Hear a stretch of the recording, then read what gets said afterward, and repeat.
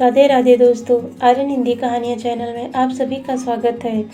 चंपा यह शब्द सुनते ही मेरे जहन में उस शख्स का अक्स उभर जाता है जिसके साथ मैंने अपने बचपन का बहुत बड़ा हिस्सा गुजारा था।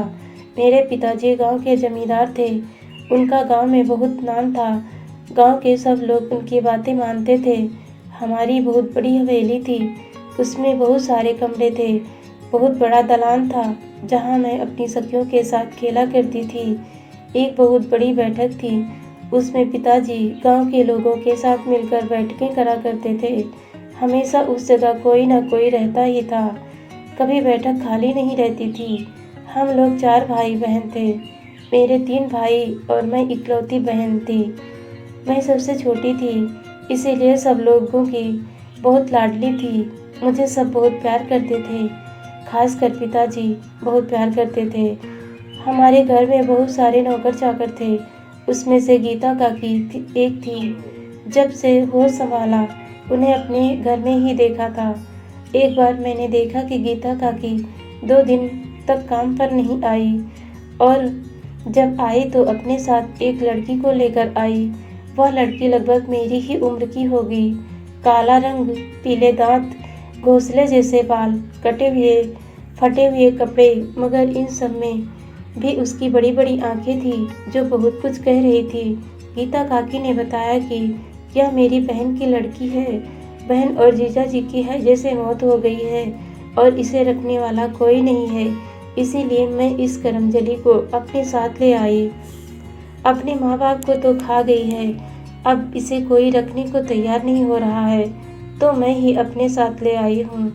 मैंने देखा कि गीता काकी की बातों का उस लड़की पर कोई असर नहीं हो रहा था और सोने में ताक रही थी और वह अपने में ही मस्त थी। काकी ने बताया कि उसका नाम चंपाकली है। चंपाकली को मेरे काम के लिए रख लिया गया। मेरे सारे काम वही करती थी। मैंने देखा कि वह सारे काम तो करती है मगर बातें कुछ नहीं करती है, हमेशा चुपचाप रहती है।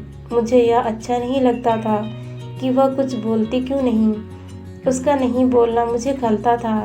मैं उसे बहुत परेशान करने लगी कि शायद ये कुछ बोलेगी, मेरी शिकायत करेगी, मगर वह कुछ नहीं बोलती थी। मैं उससे बहुत सारे काम करवाती मगर कुछ नहीं कहती थी। एक दिन मैंने देखा कि वह एक कोने में छिपकर रो रही है। यह पहली प्रतिक्रिया थी जो मैंने देखी थी। मैं उसके सामने जाकर खड़ी हो गई। वह मुझे देखकर भाग गई। उसके बाद में मैं उसके साथ नरम व्यवहार करने लगी। मैंने देखा कि वो भी थोड़ा बदल रही है। मेरे थोड़े से सहानुभूतिपूर्ण व्यवहार ने उसके चेहरे पर हंसी ला दी थी। मैं उसे चंपा कहती थी। मैंने उसे अपने पुराने कपड़े दे दिए थे और हमारे घर में रहकर उसकी रंगत भी निकल गई थी, थोड़ी सही लगने लगी थी। चंपा और मैं घंटों बातें करते थे। वह मुझे अपने घर की बातें बताया करती थी, गांव की बातें बताया करती थी, अपने माँ बाप के बारे में बातें करती थी। मैं भी उसे अपने स्कूल के बारे में बताया करती थी। हम लोग अब बहुत अच्छी सखियाँ बन गई थी। हम लोग अधिकतर समय साथ ही में गुजारते हैं। हमारे गांव में अमरई थी जहाँ मुझे जाना बहुत पसंद था। हम दोनों साथ में जाते। वह पेड़ पर चढ़ जाती थी और मेरे लिए बहुत सारे आम तोड़ती थी और मैं उन्हें समेटकर इकट्ठा करती थी, तब वापस आ जाते थे। इसी तरह हमारा समय निकलता गया। इस तरह हम 15 साल के हो गए थे। मैंने देखा कि इधर घर में बातें हो रही थी। गीता काकी चंपा की शादी की बात कर रही थी।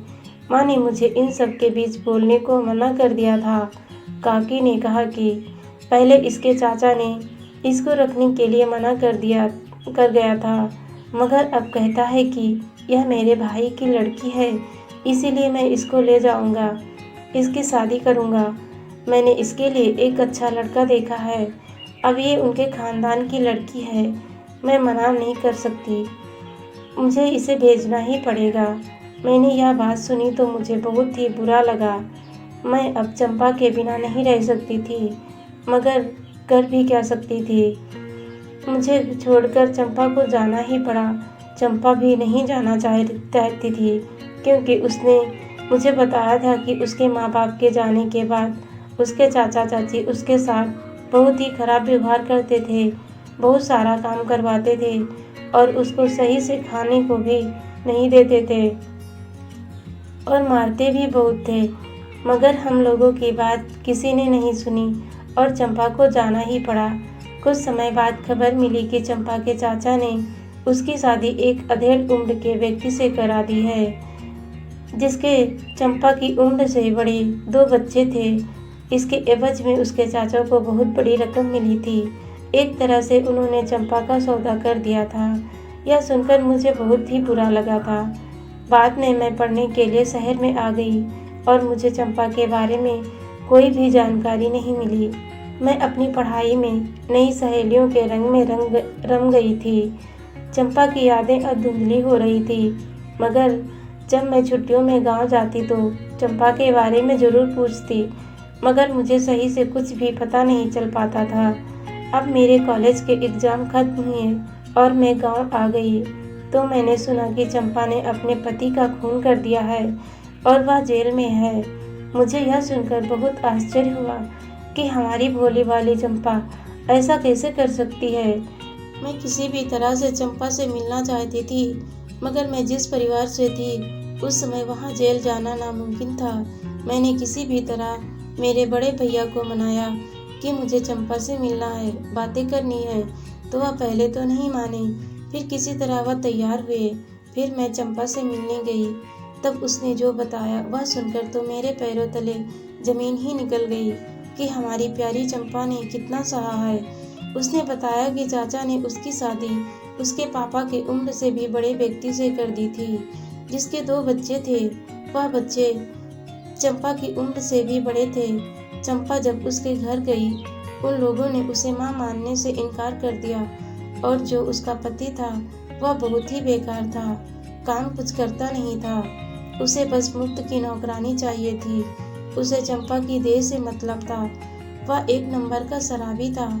घर में बिल्कुल पैसा नहीं देता था, तो चंपा लोगों के घरों में बर्तन मांजकर घर का गुजारा करती थी। कुछ बोलती तो वह हमेशा चंपा को बहुत मारता था।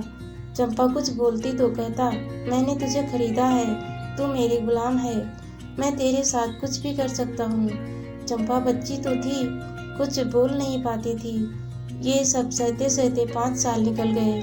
चंपा के अपने बच्चे हुए नहीं, क्योंकि पहली बार गर्भ से हुई तो पति ने इतनी पिटाई करी कि गर्भ का नाश हो गया।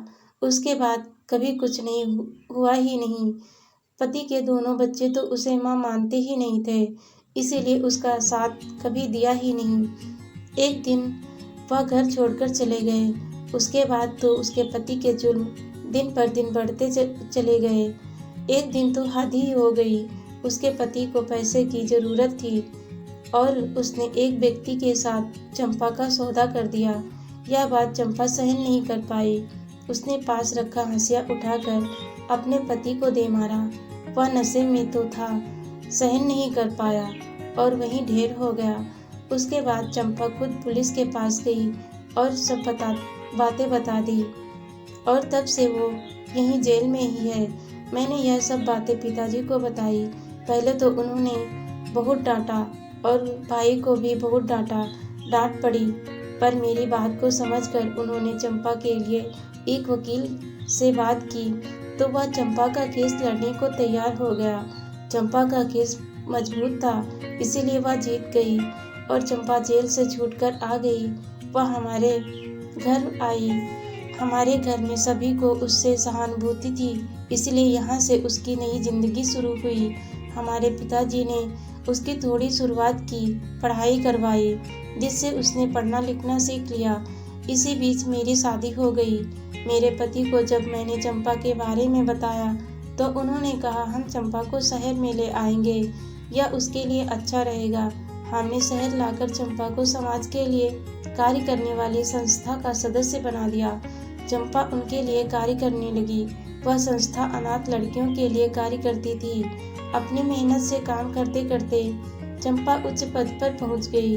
वह अनाथ लड़कियों का बहुत ध्यान रखती थी। वह सोचती थी कि कोई भी लड़की चंपा की तरह दुख ना झेले। जो उसके साथ हुआ वह किसी भी अनाथ लड़की के साथ ना हो। दोस्तों कहानी अच्छी लगी तो लाइक शेयर और सब्सक्राइब जरूर कीजिएगा। वीडियो देखने के लिए बहुत बहुत धन्यवाद दोस्तों।